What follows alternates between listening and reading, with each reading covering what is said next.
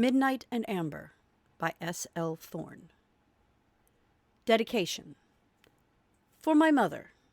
This one is her fault. This book has been a long, winding, often rocky road. When this book was born, sometime just before the turn of the century, I was dating a man who was pretty much Portholos and Landris all rolled into one. The subsequent stories were originally just episodic adventures that grew into something so much greater than it was. The subsequent stories were originally just episodic adventures that grew into something so much greater than what it began. Everything was looking up, and it was shaping up to become my first completed novel. And then the other shoe dropped. The man who had shaped one of my principles faded, to be replaced by some withdrawn, lackluster copy, and the relationship soured. I couldn't bring myself to work on it after that. Not for a long time. And so, a few years later, Olivia fleshed out more than the vague idea I had for her, took on a life, or death, of her own, and Love in Ruins became my first published novel.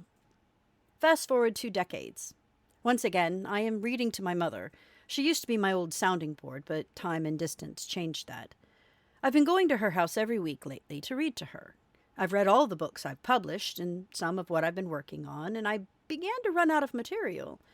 So I dug up this old thing, dusted it off, and began reading it. Oh, how I cringed at all the grammatical errors and repetitive sentences. 10 chapters of what was basically a shorthanded collection of stories. But the muse started poking me again, with all the persistence of a mockingbird's beak. And the result is what rests in your hands. Or, in this case, upon your ears. Probably some 25 years later, but here at last. I hope it was worth the wait.